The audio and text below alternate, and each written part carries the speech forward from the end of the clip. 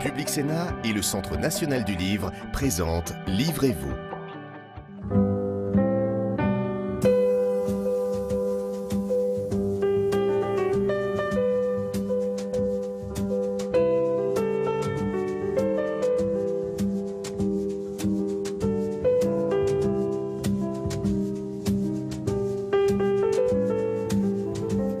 Bonjour et bienvenue dans Livrez-vous qui vous propose cette semaine un état des lieux politique puis existentiel. La journaliste Claire Chazal publie chez Grasset un autre type de journal, intime cette fois. Le livre s'appelle « Puisque tout passe » et il révèle que derrière le visage qui s'est adressé aux Français tous les soirs pendant plus de 20 ans au journal télévisé de TF1 se trouve une certaine fêlure, une mélancolie anxieuse et solitaire que Claire Chazal viendra nous confier en deuxième partie. Mais avant d'ouvrir ce nouveau journal, prenons des nouvelles de l'État, de notre État avec un E majuscule. Le sociologue et historien Pierre Birnbaum fait paraître au Seuil un essai sur les nouvelles élites du pouvoir, qui peut être lu comme un antidote au populisme et aux thèses alarmistes qui craignent la chute ou le déclat de l'État français. Bonjour à vous Pierre Birnbaum. Bonjour. Bienvenue dans Livrez-vous. Merci beaucoup. Bienvenue surtout dans l'annexe de la bibliothèque du Sénat, un lieu où vous devez vous sentir chez vous après avoir travaillé sur l'État pendant près de 40 ans. C'est un lieu où je n'ai jamais été, qui m'évoque aussi un peu la Bibliothèque nationale et qui appartient également à l'État, qui est aussi une forme, au fond, de transmission d'une culture et d'imposition d'une majesté. Donc nous sommes ici, au fond, dans l'expression même d'une dignité, d'une force, d'une puissance, à la fois, qui utilise à la fois la force, mais surtout la connaissance. Donc vous voyez dans une bibliothèque le symbole qui est représenté plus que les livres eux-mêmes. Tout à fait. Bon, ensuite, il faut lire les livres, bien sûr, aussi. Mais à travers les livres, c'est une connaissance, et puis c'est aussi un effort de socialisation politique, une sorte de transmission de la culture. Et c'est à cet effort-là que l'État a parfaitement réussi souvent en France, beaucoup plus que dans d'autres États, puisque si nous venons au cœur du sujet, l'État à la française est un État justement qui prend en charge ses citoyens et qui leur transmet la culture, ce qui n'est pas le cas, par exemple, aux États-Unis, en Angleterre ou même en Italie, où les formes de transmission de la culture dépendent soit du secteur privé, soit au fond d'associations ou même de pouvoirs locaux. Ici, c'est l'État à la française, fort de sa dignité, de son ambition, de son ancrage dans les Lumières, dans un XVIIIe siècle qui se veut justement le siècle de la raison. C'est l'État qui reprend en charge ce message et qui s'efforce, lorsqu'il demeure un véritable État, au sens où peut-être nous allons le définir ensemble, prend en charge au fond cette mission de transmettre tout ce qui relève de l'universalisme, de la culture, de la raison, des Lumières. Et c'est lorsqu'il ne le fait plus, lorsqu'il échoue à le faire, que peut-être il n'est plus un État. L'État dont nous rêvons en tout cas, et l'État qui nous a fabriqués, enfin l'État dont nous sommes aussi les héritiers. En tout cas, le nôtre, l'État français, va mieux qu'on ne le pense. C'est une des thèses de votre livre sur lequel on va venir dans un instant. D'abord, je l'ai dit, ça fait un long moment que vous travaillez sur la question de l'État. Votre premier livre, en 1977, s'appelait « Les sommets de l'État », essai sur l'élite du pouvoir en France. Déjà, puisque c'est aussi le sujet de votre dernier livre, « Où va l'État ?» Comment en vient-on, en tant qu'étudiant en sociologie, en histoire, à travailler sur l'État, Pierre Birnbaum? Alors, à l'époque, c'était à peu près un scoop.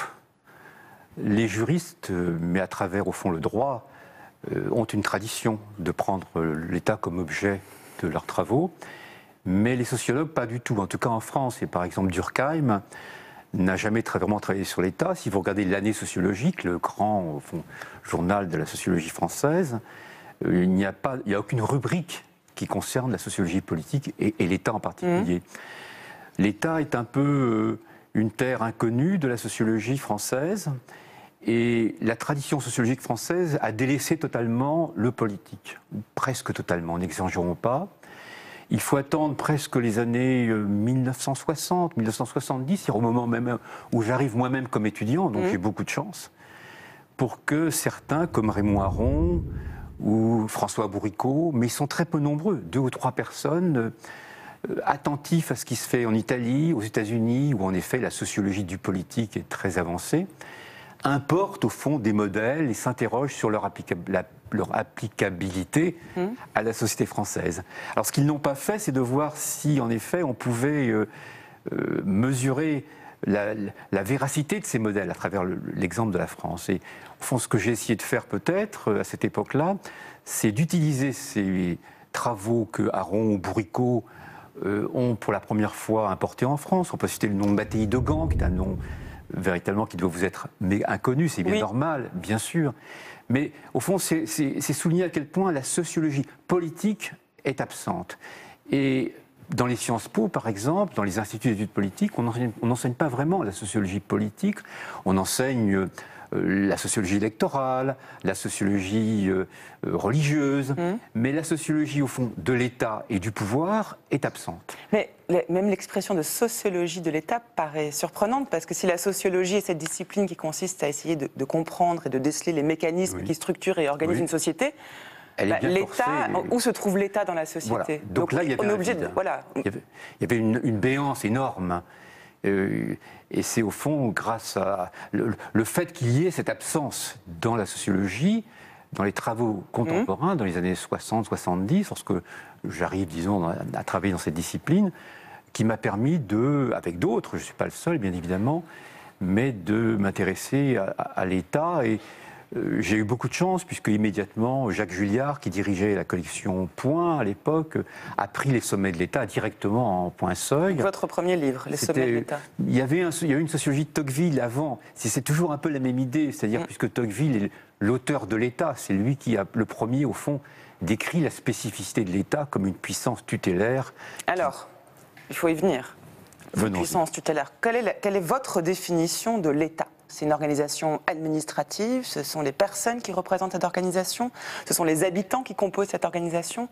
Qu'est-ce que l'État? Alors, pour le dire dans des mots très simples, je pense qu'il faut procéder par ce qu'on appelle un type idéal, un modèle. Alors, le modèle, on conviendra d'appeler État ce qui est conforme à ce modèle. C'est-à-dire qu'il n'y a pratiquement pas d'État sur Terre, il n'y en a jamais eu à ce point proche du modèle, sauf peut-être justement l'État de la France qui se rapproche le plus de ce modèle. Alors quel est ce modèle? Donc pour qu'il y ait État, on dira qu'il importe qu'il y ait une différenciation de la structure étatique de la religion, du monde des affaires, des castes, des races, des clientélismes, de toutes les formes de patrimonialisme. Et puis qu'il y a une institutionnalisation, c'est-à-dire que l'État est maître du recrutement de son personnel, est maître de ses frontières, est maître de son propre droit. C'est-à-dire qu'il y a vraiment une sorte de machine étatique qui fonctionne à travers ses propres critères, et ces critères reposent presque toujours sur la méritocratie, des concours, au fond, des recrutements par concours, et cette institutionnalisation lui permet de mettre en place sa politique à travers un personnel qui lui est propre. Alors un personnel militaire, et puis un personnel civil. Donc on a des armées de fonctionnaires. Exactement, les fonctionnaires. Donc l'État à la française repose justement sur cette armée de fonctionnaires civils ou militaires, dont Max Weber, lui, le sociologue allemand, avait bien vu l'existence et la réalité. Et c'est surtout Tocqueville qui montre à quel point l'État à la française est différent de tous les autres. En fait, il y a l'ambition d'être différent. Ça ne veut pas dire qu'il y parvient tout au long de son histoire. Parfois, il s'éloigne de cette ambition lorsque, en effet, il se met à la remorque des intérêts privés. Par exemple, sous Louis-Philippe, ou lorsqu'il se met à la remorque d'un parti politique, par exemple sur Vichy, lorsque l'État n'est plus un État et qu'il est simplement à la remorque de l'idéologie d'extrême droite de Charles Maurras. C'est en effet, au fond, la fin de l'État, la fin provisoire. Et ce qui est triste à voir pour un sociologue, c'est de voir que les hauts fonctionnaires, les fonctionnaires de l'État, acceptent au fond de tourner le dos à leur mission durant cet intervalle très court de 40 à 44, 45, qu'ils restent en poste avant, pendant et après.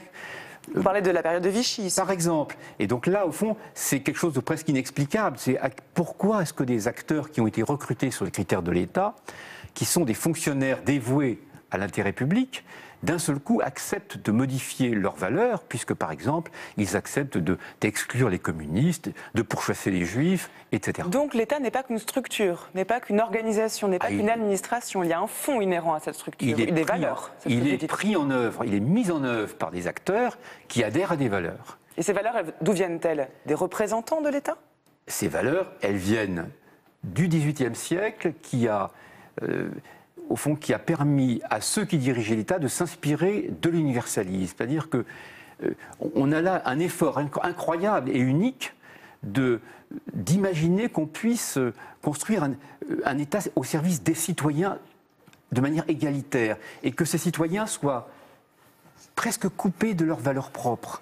C'est-à-dire que l'État est en contact direct avec ses citoyens, on le lui a reproché, parce qu'en effet, il détruit les corps intermédiaires en se faisant. Il va à l'encontre de la démocratie, on viendra peut-être à l'époque contemporaine tout à l'heure.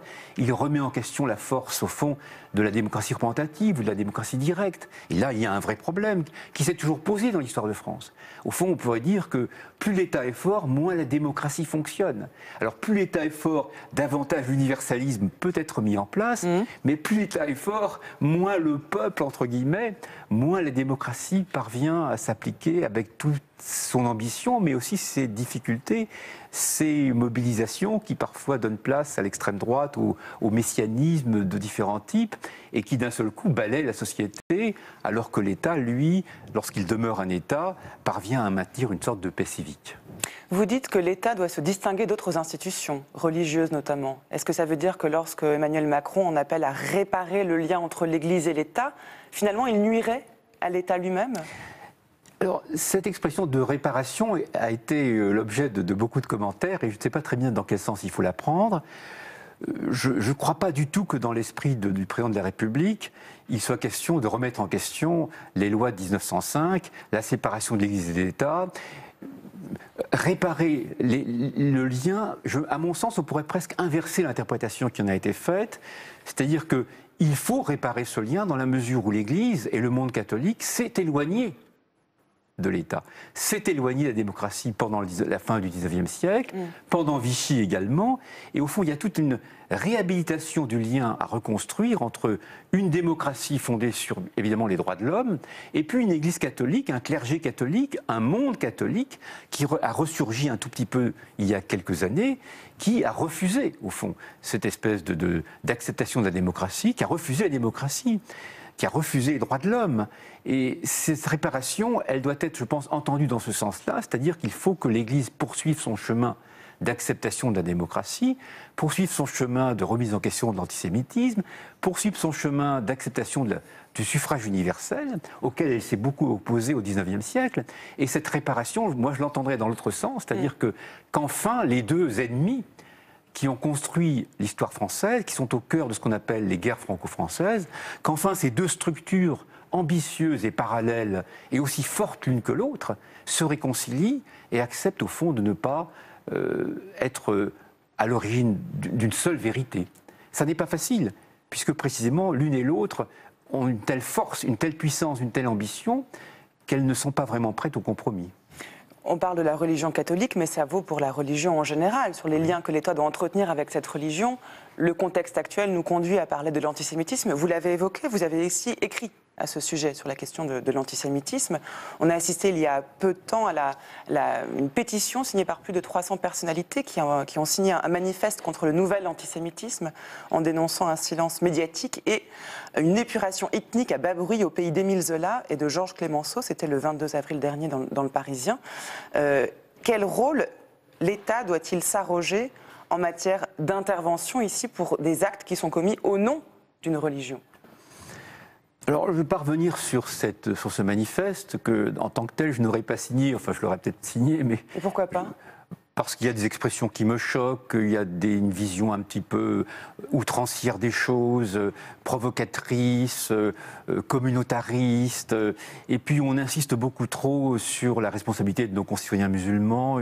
Oui, il est demandé à ce que certains passages violents du Coran soient retirés du texte sacré. Tout ça, il faut de la prudence, des études, de la connaissance, et il faut avancer avec modération, en conservant un langage justement qui est celui de l'État, de l'espace public, de la citoyenneté, et non pas de la dévalorisation et de l'accusation. Je pense qu'il faut être très prudent dans tout cela. On ne sait pas grand-chose, et l'injure vient vite. On ne sait pas grand-chose. On ne connaît pas. On connaît les actes, les gestes. L'assassinat de Mireille Knoll, on le connaît. Tout à fait. Mais de là à en inférer à la condamnation du Coran ou du monde musulman, et donc comment il y a des transitions. L'État doit-il intervenir? Alors voilà, ça c'est une vraie question, et c'est à l'État, au fond, à la française, de tenter, et il a bien du mal, parce qu'en effet, il est remis en question par toutes sortes de facteurs comme le marché économique, le libéralisme qui ronge au fond la capacité de l'État à agir. Il faut que l'État retrouve sa force, sa puissance, son ambition, son prestige, et qu'à travers par exemple l'éducation que l'on a évoquée il y a un instant, cette politique, cette ambition énorme de construire des citoyens dévoués au bien public, soit qu'elle renaisse et que très vite on accorde des crédits énormes à l'enseignement, qu'on redresse le prestige du corps enseignant, des instituteurs, des agrégés, des capétiens qui ont des classes très difficiles, des salaires extrêmement faibles, dont le statut est dévalorisé. Pensez à la beauté, au prestige des hussards noirs de la République sous la Troisième République, que tout le monde respectait, même s'ils n'avaient pas des salaires mirobolants.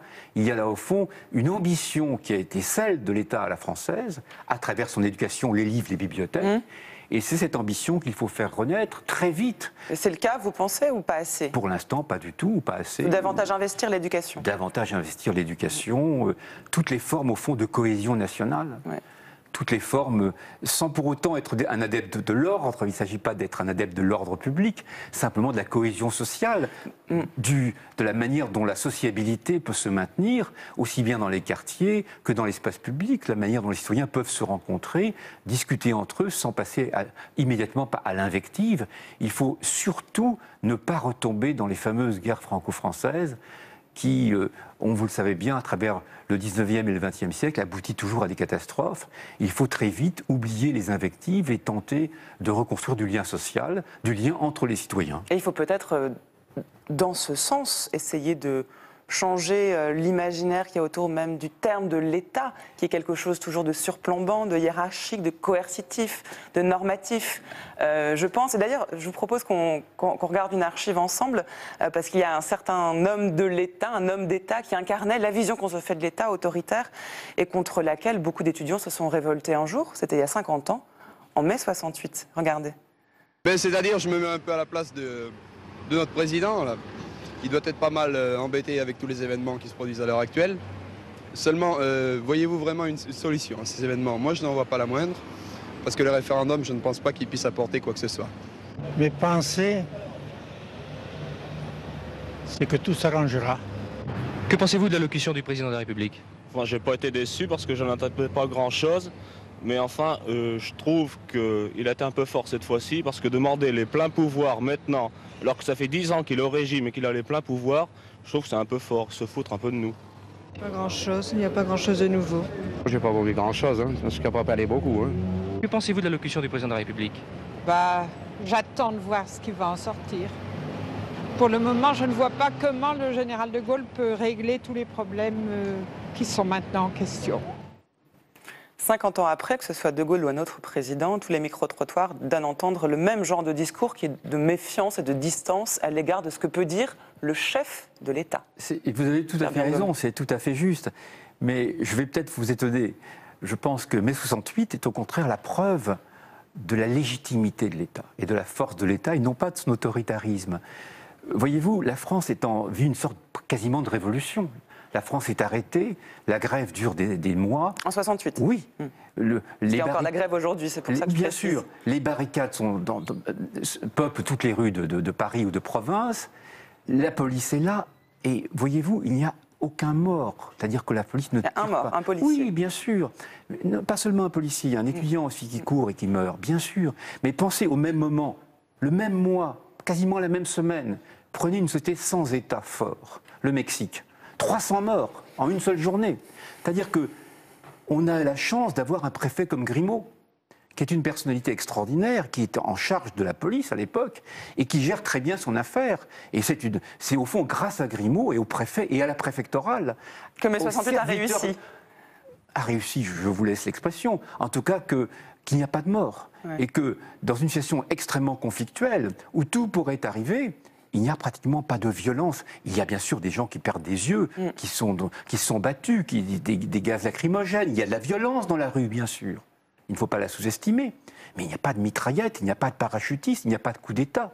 Donc il faut se méfier des expressions. L'État, effectivement, recourt davantage à la menace de la force. C'est toute la conceptualisation de l'État. C'est-à-dire que lorsque l'État est légitime, il n'a pas besoin d'utiliser la violence. Il n'a pas besoin d'utiliser la force pour montrer sa légitimité. Et au fond, il ne l'utilise pas en mai 68. Bien sûr qu'on dira que j'exagère, qu'il y a de la violence dans les rues de Paris, et je l'ai vu, bien sûr, moi-même. Mais il n'y a pas du tout la violence que d'autres sociétés rencontrent. Et l'État à la française, et même l'État du général de Gaulle, tel que le général de Gaulle l'a symbolisé, avec les hauts fonctionnaires de la République, qui accèdent au pouvoir, la Ve République est la République des hauts fonctionnaires. Et la République d'aujourd'hui, celle du nouveau président de la République, elle reste fidèle, je dirais, à cette République des hauts fonctionnaires. C'est un peu la thèse de ce livre. Tout à fait. De maintenir au fond l'idée, contrairement à beaucoup de visions extrêmement réductrices de l'État qui se font jour actuellement, contrairement aux visions populistes qui accusent l'oligarchie d'être au pouvoir, qui accusent la caste et la bourgeoisie d'être au pouvoir, enfin la noblesse, je pense que l'État maintient pour l'instant son institutionnalisation, je fais le professeur, et sa différenciation, je reviens aux deux concepts du départ, vous voyez. Et donc, évidemment, ça ne dit pas quelle politique l'État va mettre en œuvre. Et on peut s'interroger sur la politique d'aujourd'hui, celle qui est mise en œuvre, c'est une autre question. Mais l'État... Vous dites que l'État se porte bien, l'État français... Je dis que l'État conserve sa logique. Malgré le changement de formation des élites, c'est quand même aussi ça le point de départ de votre livre, de montrer qu'il y a une transformation des élites qui se trouvent à la tête de l'État depuis une vingtaine d'années. Elles ont de plus en plus une formation économique, de plus en plus de fonctionnaires cèdent à ce qu'on appelle le pantouflage, c'est-à-dire qu'ils vont travailler dans le privé pour une durée limitée ou pas, et que ces arguments-là sont brandis par certains discours, souvent populistes, pour crier au déclin de l'État. Et vous dites qu'il n'en est rien. Voilà. Et même c'est un signe de bonne santé de l'État que de voir ses fonctionnaires transiter vers le privé. C'est un peu fort de café. Un peu fort de café, il va falloir vous expliquer. Voilà. Donc, d'une part, ce fameux pantouflage est très limité, comme je le montre dans ce livre. C'est très précis, oui. Oui. Plus de 80% des hauts fonctionnaires n'ont jamais mis les pieds dans le privé. Ils sont tous restés fidèles aux valeurs de service public, et que ce soit au niveau le plus élémentaire jusqu'au niveau des grands corps. Donc, si vous regardez les énarques, la plupart des énarques n'ont jamais été dans le privé, n'ont jamais eu une seule fonction dans le privé. Alors certains pantouflent, c'est vrai. Il faut que ce pantouflage soit mieux D'où vient ce terme contrôlé. De pantoufler ? Écoutez, je ne sais pas. Parce que c'est quand même amusant de Oui, je l'ai su, je ne sais plus, pardonnez-moi. Mais certains pantouflent. Ce pantouflage est-il en expansion ? Ce n'est pas absolument clair. Il a toujours existé sous la 4e, sous la 5e République. Il faut absolument qu'il soit contrôlé par des commissions de déontologie. Il faut absolument allonger la période durant laquelle un fonctionnaire n'a pas le droit de rejoindre un parti du secteur privé sur lequel il a exercé un contrôle lorsqu'il était haut fonctionnaire. Il faut mettre en place des structures de contrôle, de vérification. Mais pour l'instant, l'État et les hauts fonctionnaires conservent la logique qui est la leur, et je pense que crier comme dirait le général de Gaulle, pantouflage, pantouflage, pantouflage, pour contester au fond la légitimité d'État, comme le font beaucoup de populistes aujourd'hui, ça n'est pas bien, ça n'est pas correct, et ça n'est pas, au fond, s'appuyer sur de véritables données quantitatives. Le pantouflage existe, en particulier celui des inspecteurs des finances, qui est très important, mais même eux reviennent à l'État, et au fond, la vraie question, c'est de savoir, est-ce que lorsqu'ils reviennent à l'État, ils doivent être considérés comme étant les pantins du secteur privé. Pas forcément. Mais vous êtes très précis, c'est pour cela que vous n'êtes pas inquiet, Pierre Birnbaum. Aujourd'hui, si on craint pour l'État, les discours qui dénoncent une certaine déperdition de l'État sont plus généraux que vos analyses, et c'est bien normal. Et c'est tout simplement le fait que, par exemple, le président de la République ait travaillé dans une banque avant d'être président de la République, qui fait craindre une certaine porosité entre les finances et la politique, qui effraie les citoyens, qui se disent mais l'État n'est plus là pour nous protéger ou nous garantir une certaine indépendance, disons, vis-à-vis du libéralisme ou du capitalisme en général. Cette angoisse, cette méfiance est justifiée. Ce questionnement est justifié également. Mais on peut imaginer tout de même que, si l'on prend par l'exemple du président de la République actuelle, qui évidemment est celui auquel vous pensez, il a tout de même passé beaucoup plus d'années au service de l'État que les 3 ou 4 années qu'il a passées à la Banque Rothschild. D'autres exemples vont dans ce sens. Je cite par exemple Henri Emmanuelli, qui devient ensuite le chef du Parti Socialiste, enfin le secrétaire général du Parti Socialiste. Il a travaillé toute sa vie chez Rothschild. Imaginez que Emmanuelli, il est emporté sur Jospin à la primaire des présidentielles, et qu'il soit devenu, à la primaire du Parti Socialiste, et qu'il soit devenu président de la République. Alors on aurait dit que ce socialiste est le pantin de Rothschild. Il faut, en bonne sociologie, séparer les rôles. Et il faut faire confiance aux acteurs pour qu'ils soient capables d'exercer des rôles différents à partir de logiques dissemblables. Il est temps d'accueillir notre deuxième invité qui va nous rejoindre dans un instant. Il s'agit de la journaliste Claire Chazal qui fait paraître un livre et qui va venir discuter avec vous, Pierre Birnbaum. Mais d'abord, je vous propose qu'on visionne un sujet qui a été réalisé par Quentin Calmet, qui s'est rendu au Festival littéraire de Metz, qui se tenait il y a quelques semaines, pour un reportage sur journalisme et littérature. L'un est romancier, l'autre journaliste. Mais pour évoquer le drame des migrants abandonnés en mer Méditerranée, Éric Deluca et Éric Valmire ont bouleversé leurs habitudes d'écriture. En 2017, le romancier italien a passé 2 semaines à bord d'un bateau affrété par Médecins sans frontières. Une expérience qu'il a racontée dans une longue chronique, sorte de récit journalistique, et il le reconnaît, cette expérience l'a marqué à vie. Je ne savais pas qu'existait le panique du sauvetage. Après un monte sur une échelle de corde. Monte. Ils sont, même s'ils sont jeunes et très forts, ils sont restés coincés pour des dizaines d'heures, et donc ils sont presque paralysés. Il faut les pousser. Et j'ai vu monter une à une plus que 800 personnes sur ce bateau. Donc pour moi, là, j'ai écrit que sur ma peau, il n'y a pas de tatouages. Mais il y a des tatouages que les événements me produisent sous la peau. Ces tatouages, je les connais. Et les tatouages avec lesquels je suis revenu étaient les tatouages d'une échelle de corde. Éric Valmire est journaliste de terrain, mais lui a choisi le roman, la fiction, pour évoquer le quotidien sur l'île de Lampedusa. La seule façon, selon lui, de dépasser les limites du simple reportage. Je trouvais que la parole des insulaires de Lampedusa ne pouvait pas s'intégrer dans un format journalistique parce que c'est un bouillonnement d'émotions. Que pour relater la complexité d'une vérité, le journalisme a ses limites. Et que la fiction me permettait justement d'aller aborder toutes les complexités. Le journalisme, c'est la réalité du terrain. Avec la fiction, on peut approcher la vérité. C'est l'enjeu au cœur du Festival du Livre de Metz, explorer ces passerelles entre l'écriture journalistique et le roman de fiction, avec en particulier cette année le thème des libertés. Écrivaine et journaliste pour une revue turque, Asli Erdogan a passé 4 mois en prison en 2016, après le coup d'État raté envers Recep Tayyip Erdogan. Ces bracelets, je ne les enlève jamais. Je sais que ça ne va pas avec ce que je porte, mais ils ont été fabriqués par des prisonnières et par des jeunes femmes kurdes. Donc ces bracelets représentent la prison. Son seul tort, avoir critiqué la situation des Kurdes dans son pays. Dans l'attente de son procès, elle porte un regard amer sur la situation politique en Turquie. La justice requiert les plus lourdes sentences envers les écrivains. Même avec la junte militaire, ça ne se passait pas comme ça. Cela me fait penser au procès des années 30 sous Staline. La Turquie a toujours été un pays autoritaire. Notre démocratie était loin d'être parfaite.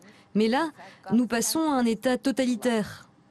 J'ai passé 4 mois et demi en prison. Il y aurait des histoires incroyables sur lesquelles écrire.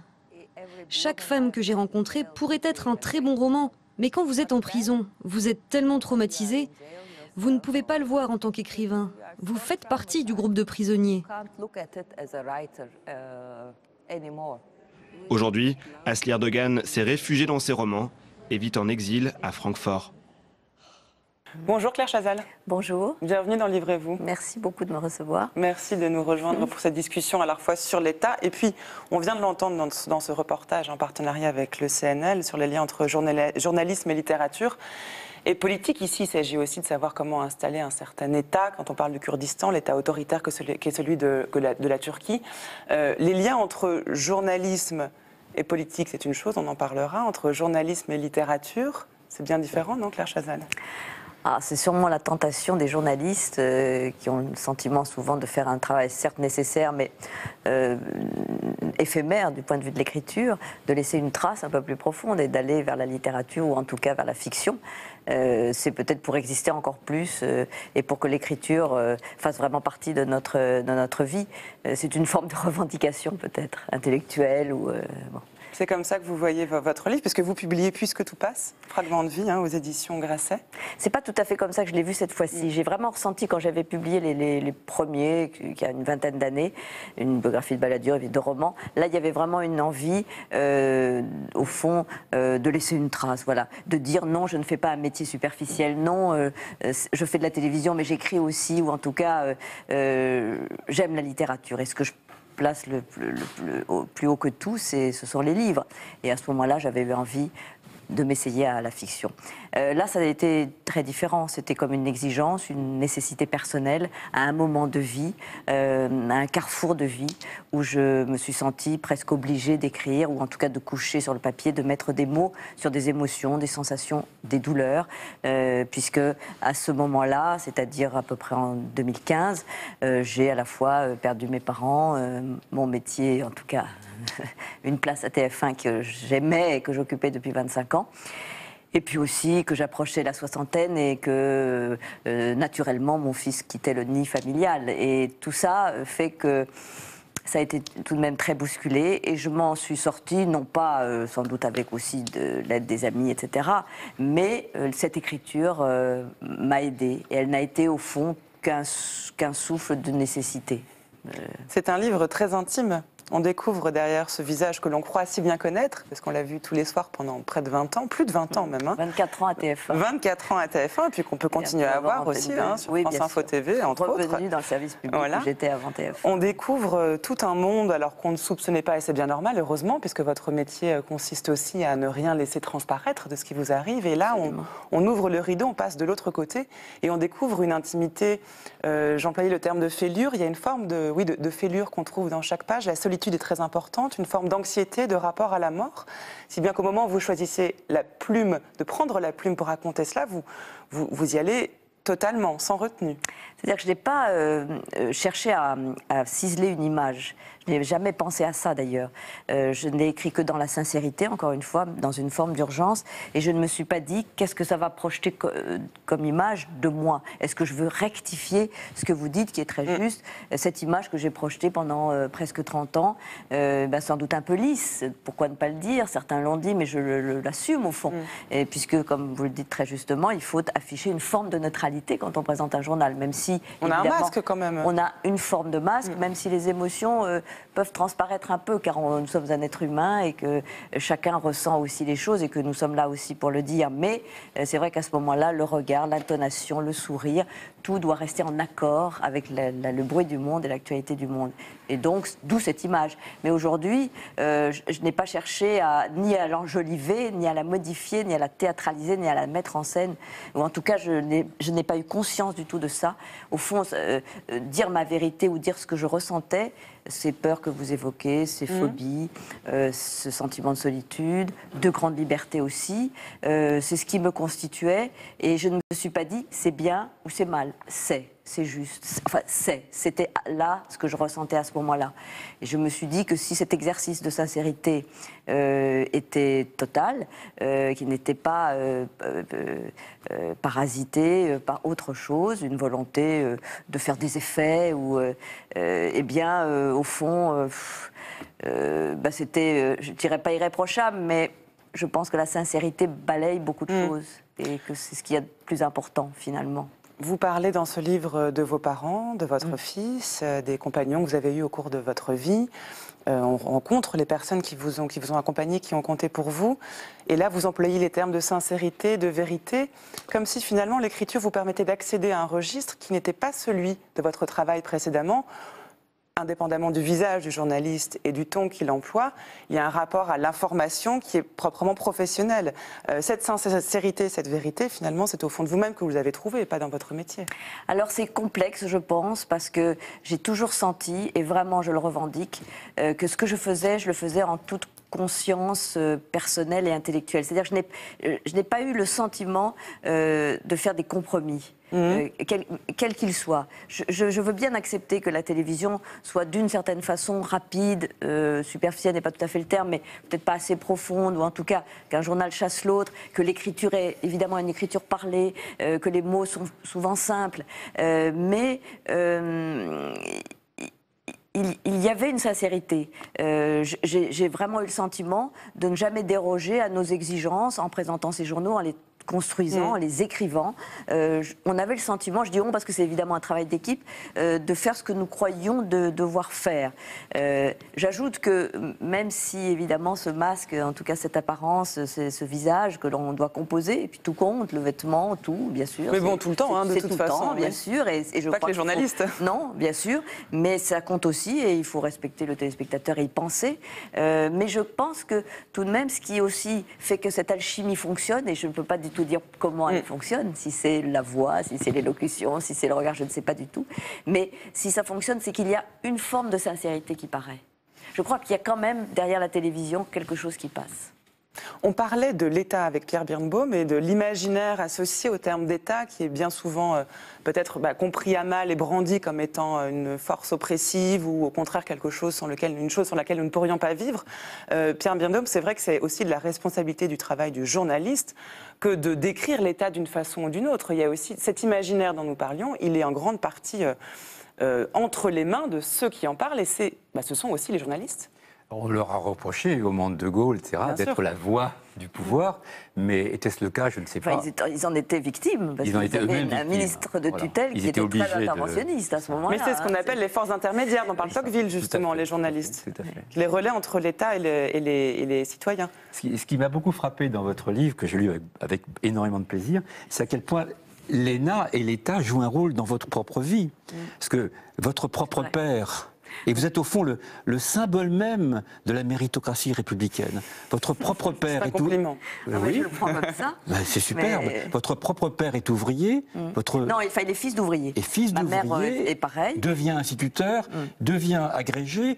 Alors, il ne devient pas agrégé. Il passe je précise parce que mes parents sont morts, mais il n'était pas agrégé, il l'a passé, l'agrégation. Il devient haut fonctionnaire et il entre à l'ENA et il arrive à la Cour des comptes. Alors lui, il est le produit de l'élitisme républicain pur, parce que ce sont les concours de l'État. Ma mère aussi, bien sûr. Et au fond, vous êtes entouré par l'ENA. Et je vais révéler quelque chose au public, c'est que votre premier copain est également énarque. Vous le racontez dans votre livre.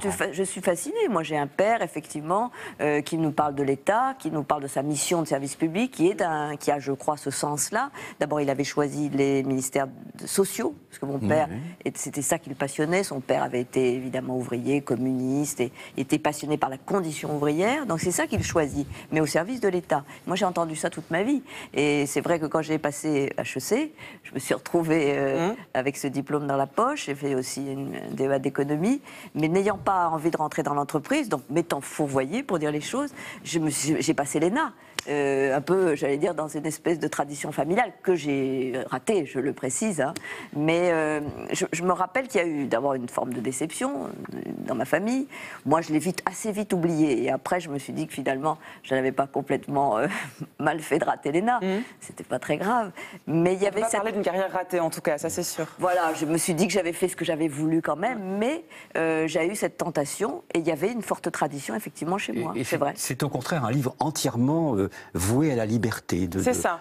Et il faut insister là-dessus, sur cette liberté qu'on sent à chaque page, parce que vous-même, en tant qu'auteur de ce livre, vous parlez beaucoup de vos peurs, de vos phobies, de vos angoisses, mais vous insistez aussi sur cette liberté qui vous a toujours conduit vers là où vous vouliez aller, même en cas de coup dur, même quand le sort vous réservait des choses assez inattendues.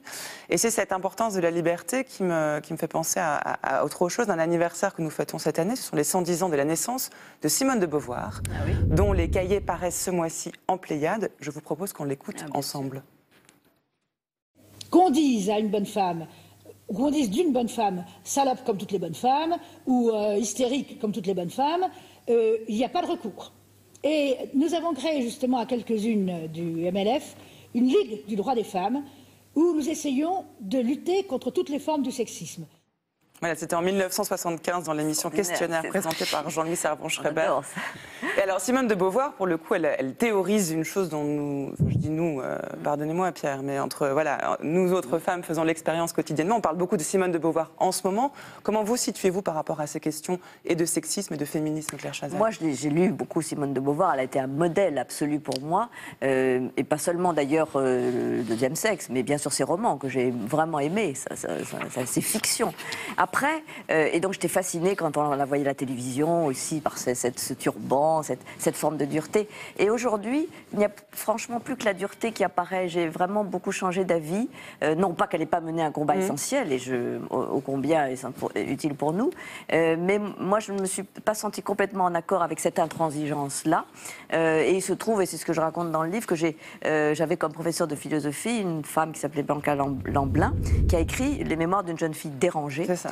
Et cette Blanca Lamblin a été déçue par le couple Sartre-Beauvoir, mais profondément déçue. Et elle dit sa peine finalement de les avoir aimés tous les deux et d'avoir été rejetés ou utilisés peut-être par le couple Sartre-Beauvoir, qui était relativement manipulateur peut-être. Et ça aussi, ça m'a conforté dans l'idée que c'était tout de même, mais peut-être que c'était la génération, ce temps-là, une femme assez dure, que je ne prendrais pas forcément pour modèle. Voilà. Pour modèle, oui, pas forcément. Ça ne veut pas dire que voilà. Mais je suis évidemment absolument. Ces idées me sont évidemment tout à fait importantes. Et vous dites dans votre livre que vous n'avez jamais fait frontalement l'objet de sexisme dans votre métier. Moi, je n'ai pas ressenti réellement de sexisme ou de machisme. J'ai eu le sentiment que j'occupais une place à peu près égale à celle des hommes. Sans doute pas en termes de salaire. Bon, je comprends bien qu'il y a encore des écarts, mais je me suis sentie assez libre et jamais infériorisée. Je dis même que je crois que, étant une femme, j'ai eu au fond une forme de discrimination positive. J'en ai profité parce qu'à un moment, les chaînes de télévision voulaient féminiser les antennes et les journaux de 20 heures. Et c'est ça, c'était en 91, et j'en ai profité, je crois. Pierre Benbaum, vous vouliez intervenir? Écoutez, j'étais stupéfait quand je suis tombé sur cette page sur Blanca Lamblin, parce que je connais très bien ce livre. Je l'ai lu avec une grande émotion. Donc sur les mémoires de jeune fille dérangée. Oui, qui est un livre mais bouleversant, un livre terrible. Et ce que l'on peut dire, vous ne le dites pas dans ce livre, mais elle rappelle qu'ils l'ont laissé tomber en plein Vichy. C'est-à-dire qu'on est en plein Vichy. Et donc Sartre et Beauvoir. Oui, il lui tourne le dos. L'ont laissé tomber après s'être occupé d'elle. Ils ont été l'amant l'un et l'autre de cette jeune juive. Et ils l'ont complètement manipulée et ils l'ont abandonnée. Enfin, en tout cas, c'est ce qu'elle dit. On pourrait le vérifier peut-être, ça je n'ai jamais fait. Mais elle ne l'a jamais raconté à ses élèves. Moi, c'est ça qui m'a fascinée. Parce que je l'ai découverte, j'ai découvert ce livre en regardant Bernard Pivot. Et un jour, j'aperçois mon professeur. J'ignorais absolument sa vie, ni qu'elle écrivait. Et je regarde effarée. Et c'est là que je découvre cette vie que vous citez, Pierre. Mais c'était ces cloisonnements, au fond. Je ne sais pas si ça se passerait aujourd'hui dans un lycée. Nous étions en terminale. Et jamais elle n'avait fait la moindre allusion à ses relations, à sa vie, à cet amour qu'elle avait ressenti, cet amour déçu. C'est aussi le propre des mythes, y compris des personnages vivants il n'y a pas si longtemps, que d'être toujours critiqués, qu'on essaie de faire descendre de leur piédestal. Et Simone de Beauvoir, si on en parle à cette occasion-là, peut-être que c'est pas plus mal. Il y a un autre aspect dans votre livre, Claire Chazal, qui est très important, au-delà de votre intimité, des personnes que vous avez aimées et que vous aimez, c'est le rapport à ce qui peut vous faire du bien, ce qui vous permet de tenir bon. Et vous parlez de la danse notamment. Vous racontez comment la danse, littéralement, vous permet de tenir debout. Oui, dans tous les sens du terme. Ça m'a beaucoup aidée, notamment dans cette période très chahutée, parce que c'était au fond un rendez-vous quotidien et ça me tenait. Ma journée était occupée ainsi. Je retrouvais des gens, des danseurs, des professionnels qui essayent d'en faire leur métier, qui en font déjà leur métier. Un environnement très différent. Et simplement, cette discipline du corps qu'on essaye évidemment de s'approprier et qui nous permet aussi de progresser un peu physiquement, malgré l'âge. C'est-à-dire de repousser l'âge, de repousser le vieillissement, puisqu'on progresse un petit peu, de façon infime, mais quand même un peu chaque jour. Pour moi, non seulement me défatiguait, mais me faisait sortir plus droite, plus centrée, car au fond, tout le but de la danse, c'est de trouver un équilibre. C'est ça, pour faire des pirouettes, pour sauter, c'est une recherche du centre, d'une posture et du beau.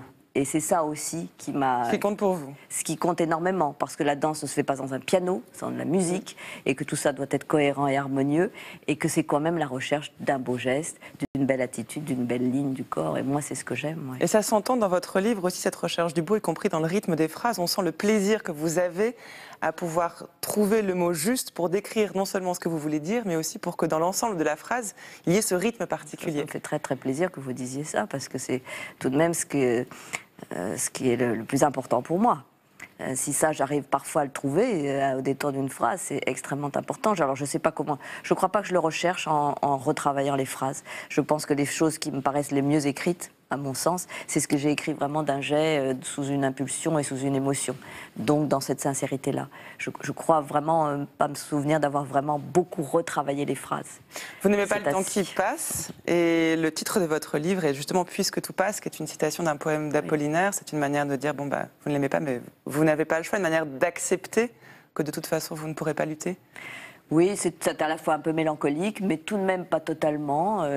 C'est presque une forme de philosophie. On s'en réjouit, on s'en contente, on s'en accommode, mais beaucoup au nom de la liberté dont vous avez parlé. Et c'est au fond ce qui fait que je ne peux pas ne faire qu'un livre triste. Et j'espère que j'ai montré que je me sentais privilégiée, chanceuse d'avoir pu exercer cette liberté. Et c'est d'ailleurs mes parents, puisque Pierre citait Léna de mon père, etc., qui m'ont largement donné ce goût de la liberté.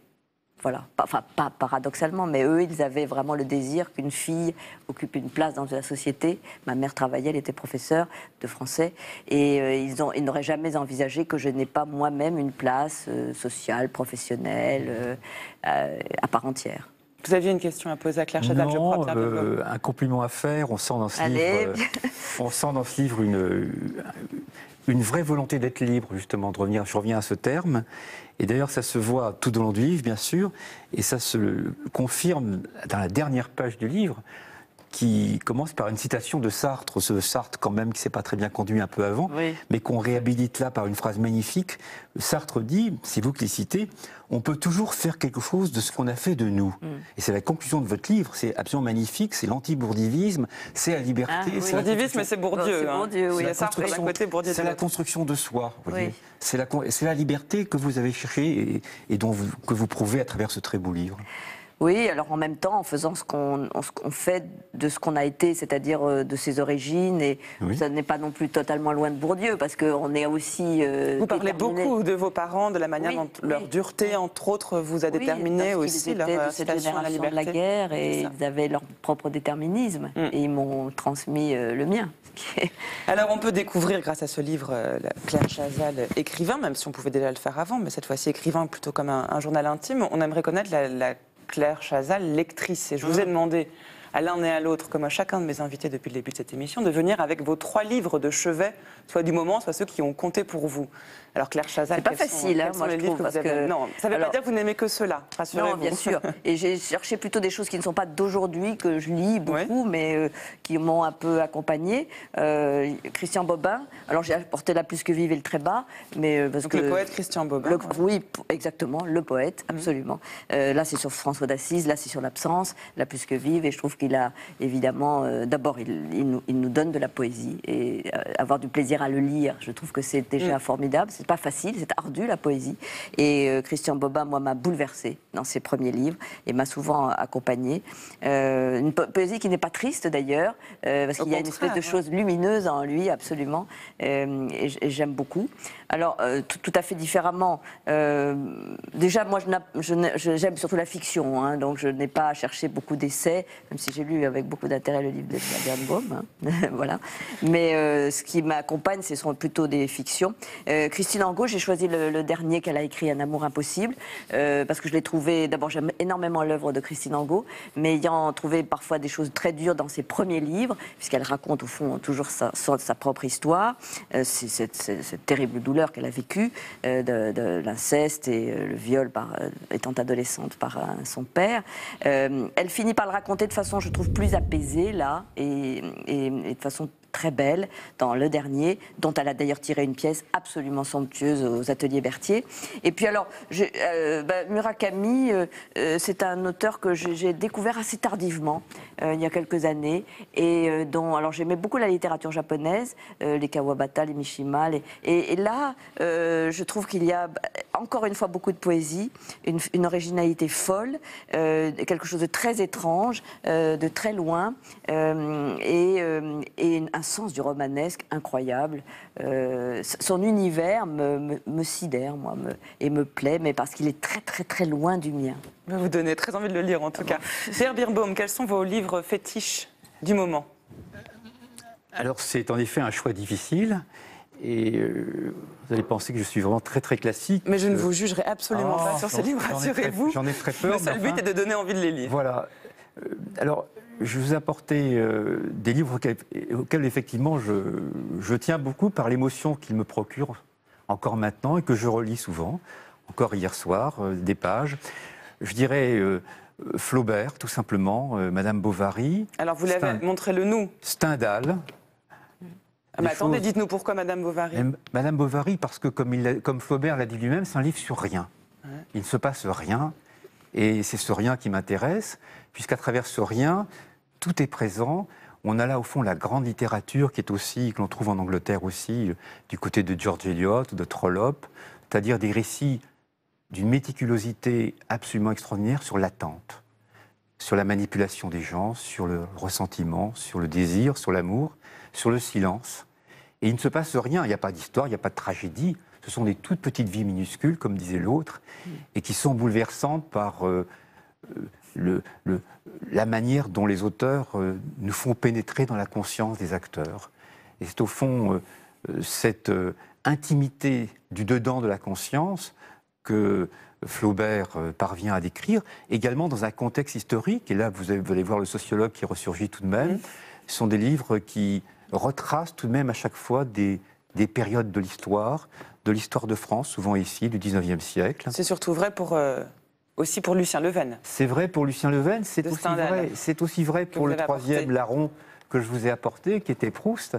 Et les trois se tiennent en fait à quelques années près de distance. Ils décrivent des sociétés différentes, mais qui sont très proches aussi. C'est la campagne, c'est la province contre Paris, c'est la Normandie ou c'est Nancy.